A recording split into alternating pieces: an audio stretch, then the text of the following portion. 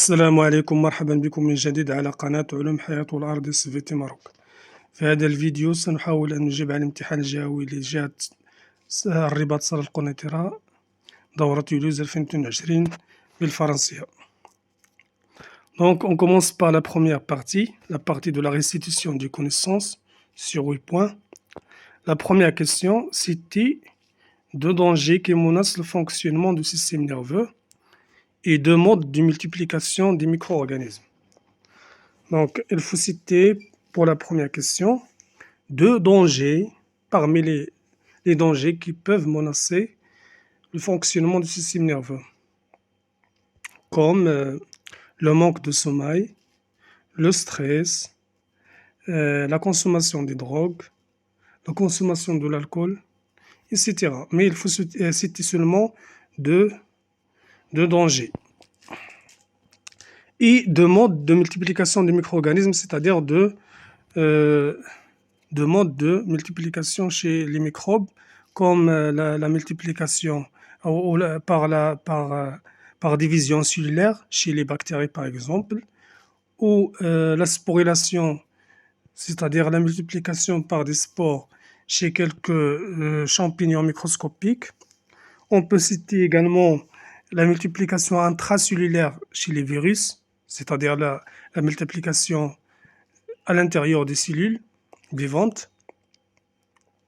On peut citer aussi la multiplication par bourgeonnement, comme il est le cas chez quelques champignons microscopiques.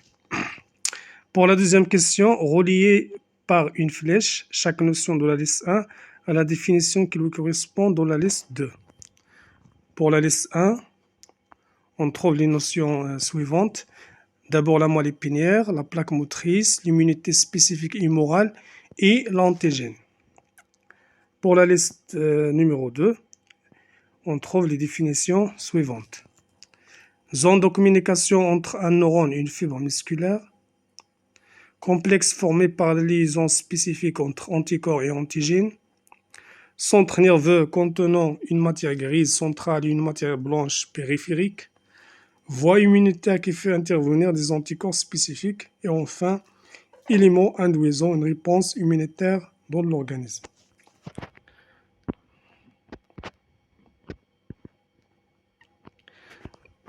La moelle épinière, par exemple, si on commence par la première notion, la moelle épinière, donc à vous de choisir la bonne définition dans la liste 2.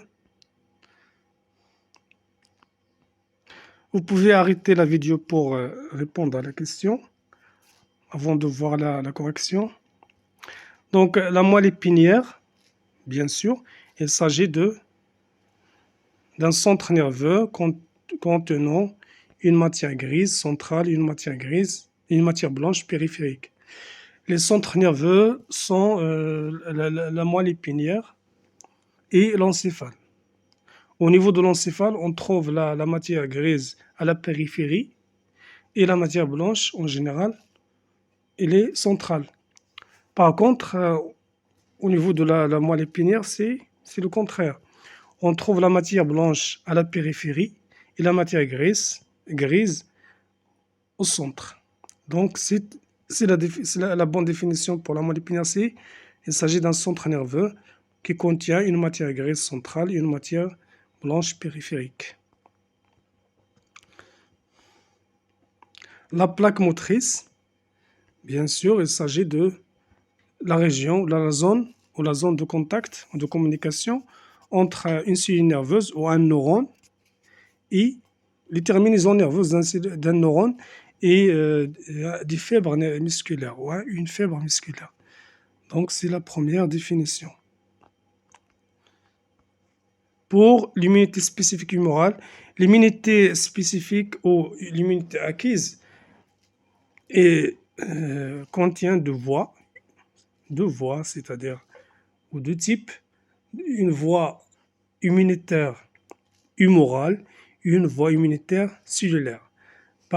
Pour la voie immunitaire cellulaire, il fait intervenir des lymphocytes T8, qui se transforment en T6, c'est-à-dire des lymphocytes T cytotoxiques qui tuent et détruisent les cellules infectées par des virus ou les cellules cancéreuses. Par contre, l'immunité spécifique humorale fait intervenir des anticorps. Des anticorps, des anticorps qui neutralisent l'antigène. Donc, l'immunité spécifique humorale, bien sûr, c'est la définition qui concerne cette notion, c'est l'avant-dernière. Voie immunitaire qui fait intervenir des anticorps spécifiques. Et enfin, l'antigène. L'antigène, bien sûr, c'est la dernière définition. Il s'agit d'un élément induisant une réponse immunitaire de l'organisme. C'est un élément dont la présence génère une réponse immunitaire par l'organisme. Et il y a la deuxième définition dans la deuxième liste. La deuxième définition, complexe formé par la liaison spécifique entre anticorps et antigènes. Cette définition, la notion de cette définition ne figure pas dans la première liste. Il s'agit bien sûr de complexe formé des anticorps spécifiques et l'antigène, c'est ce qu'on appelle le complexe humain ou complexe anticorps-antigène. On passe maintenant à la troisième question. Écrire vrai ou faux devant chacune des propositions suivantes. La fibre musculaire est une cellule géante mononucléée. La fibre musculaire, il s'agit bien sûr d'une cellule musculaire géante, une grande cellule. Mononucléée, c'est-à-dire elle contient un seul noyau, ce qui n'est pas vrai, car la cellule musculaire contient plusieurs noyaux. Donc, la première proposition est fausse. B. Les nerfs rachidiens sont des nerfs mixtes. Les nerfs rachidiens, ce sont les nerfs liés à la moelle épinière. Ils contiennent à la fois des fibres nerveuses motrices et des fibres nerveuses sensitives. Donc, on les appelle des nerfs mixtes. Donc, la deuxième proposition, c'est-à-dire la proposition B, est vraie. Elle est juste. L'élasticité est une propriété des muscles squelettiques striés. Bien sûr, l'élasticité est l'une des propriétés principales des muscles squelettiques. Donc, la proposition C est juste. La synapse est une zone de communication entre deux neurones. La synapse, c'est vrai qu'il s'agit d'une zone de contact entre deux cellules nerveuses ou deux neurones. Donc, c'est juste. La quatrième question, le schéma suivant représente un phagocyte lors d'une étape de la phagocytose. Donnez le nom correspondant aux éléments cellulaires numérotés. Donc, il s'agit d'un schéma d'un phagocyte, un globule blanc qui intervient lors de la phagocytose. Donc, le numéro 1, c'est un noyau, le noyau polylobé. Il contient plusieurs parties, en général 3 parties. 2, c'est le cytoplasme, ou le cytoplasme. 3, ce sont des vésicules digestives qui contiennent des enzymes digestives. On les appelle aussi des lysosomes. 4, c'est un pseudopode qui entoure l'antigène, dans ce cas une bactérie. Pour B, donner l'étape représentée dans ce schéma. Bien sûr, il s'agit d'une étape parmi les étapes de la phagocytose. La phagocytose se déroule en général, on peut diviser la phagocytose en quatre étapes principales. La première étape, c'est l'identification, la fixation et l'identification de l'antigène par le phagocyte.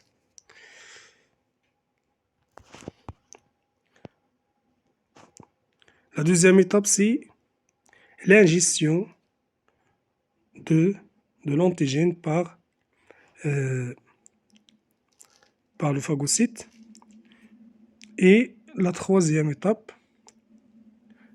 c'est la digestion de l'antigène ou de microbes par les enzymes digestives des lysosomes. Et enfin, le rejet des déchets ou l'expulsion des débris microbiens.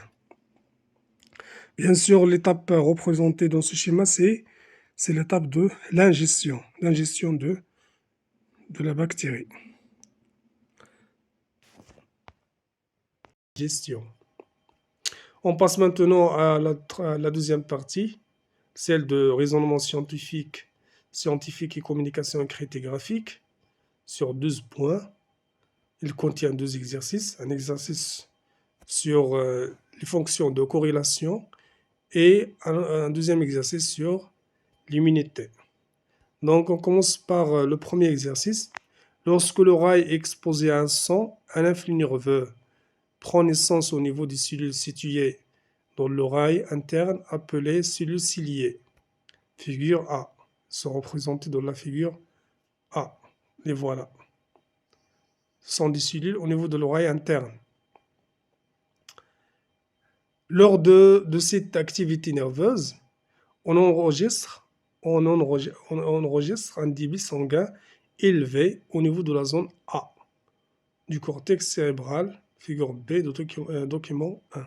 Voilà. Bon, l'augmentation de débit sanguin signifie bien sûr l'augmentation de l'activité cellulaire, l'activité des cellules de la zone A. La première question, à partir de l'énoncé et des données de document 1, déterminer l'aire cérébrale représentée par la zone A et l'activité nerveuse mise en évidence. Bien sûr, sachant que la zone A est liée à une cellule ciliée qui se trouve au niveau de l'oreille interne. Et l'oreille, c'est un organe de sens. Il s'agit donc ici de l'activité nerveuse, de la sensibilité consciente, ou exactement l'audition. L'aire cérébrale active, bien sûr, c'est la zone A appartient, puisqu'elle est liée à l'oreille, il s'agit de l'aire auditive. Représenté sur la figure B, dans le document 1, par des flèches, le trajet de l'influx nerveux sensitif lorsque l'oreille est exposée à un son. Bien sûr, si l'oreille est exposée à un son, ou quand l'oreille est exposée à un son, le son joue le rôle de l'excitant ou le stimulus qui va générer au niveau d'une cellule ciliée, au niveau des cellules ciliées, de l'influx nerveux sensitif. Cet influx nerveux sensitif va être transporté et transmis par les fibres nerveuses le nerf auditif vers la zone A qui est responsable de l'audition, c'est-à-dire l'aire auditive au niveau du cerveau. Donc, on va représenter ce trajet de l'influx nerveux sensitif lors de l'audition par des flèches qui partent de la cellule ciliée, ou des cellules ciliées, pas ici, de la cellule ciliée, et passent par la fibre nerveuse jusqu'à la zone A, qui représente l'aire auditive. L'exposition à des sons trop aigus et prolongés provoque des troubles auditifs. Afin de déterminer l'origine de ces troubles, on propose les données représentées dans les figures du document 2. La figure A représente un schéma des cellules ciliées chez une personne ayant une audition normale.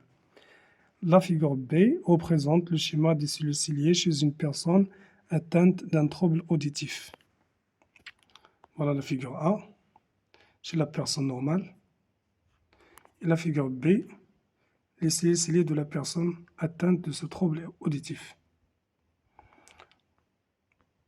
La question 3. Comparer à partir des schémas des figures A et B, l'aspect et le nombre des cellules ciliées chez les deux personnes. Donc, il faut comparer deux choses. D'abord l'aspect et puis le nombre des cellules ciliées chez la personne normale et la personne atteinte.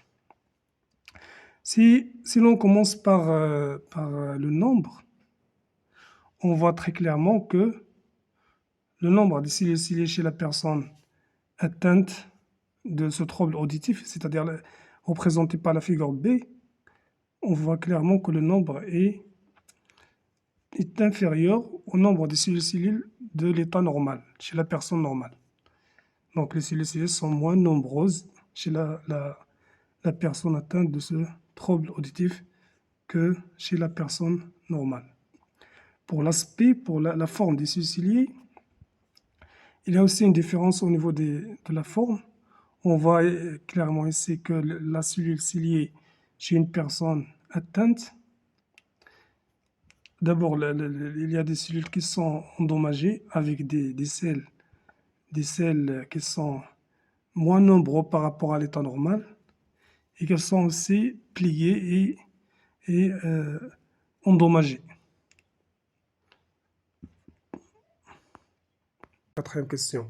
Expliquez à partir de données précédentes l'origine du trouble auditif observé chez la personne atteinte. Bien sûr, à cause des sons aigus, les sons aigus endommagent les cellules ciliées. Si les cellules ciliées sont endommagées, il y aura un problème au niveau de la génération et la naissance de l'influx nerveux sensitif. Donc, ce qui provoque, bien sûr, des troubles au niveau de l'audition.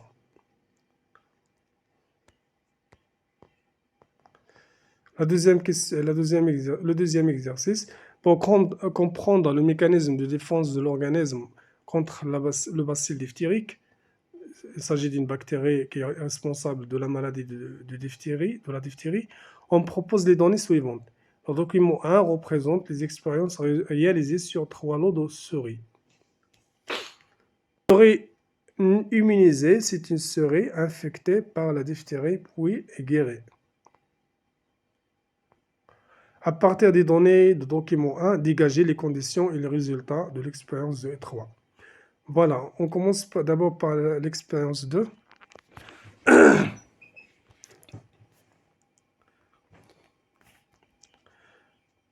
Nous avons prélevé pour la souris 2, 10 souris immunisées contre la diphtérie sans sérum. Ce sérum est injecté au lot des souris B.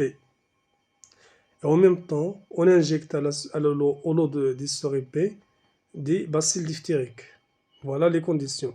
Le résultat de l'expérience, c'est la survie de la souris B ou le lot des souris B. Dans l'expérience 3, on a injecté à la souris C un sérum issu d'une souris non immunisée contre la diphtérie. Et en même temps, on injecte à la même souris, c'est-à-dire la souris C, des bacilles diphtériques. Voilà les conditions de l'expérience 3. Et le résultat de cette expérience, c'est bien sûr la mort de la souris C ou le lot des souris C. Deuxièmement, la dernière question, le graphique de document 2 représente la variation de la quantité d'anticorps antidiphtériques dans le sang de la souris immunisée. À partir du graphique et des données précédentes, décrire l'évolution de la quantité d'anticorps dans le sang de la souris immunisée. Bien sûr, ce graphique montre la variation de la quantité d'anticorps dans le sang de la souris en unité arbitraire après l'injection des bacilles diphtériques en fonction de temps en jour. Donc, jusqu'à la 6e jour, presque une semaine, le taux des anticorps dans le sang de la souris est nul. Après la 6e jour, elle augmente progressivement jusqu'à atteindre une valeur maximale qui est de 10 unités arbitraires au jour 16. Expliquez la survie de la souris dans l'expérience 2.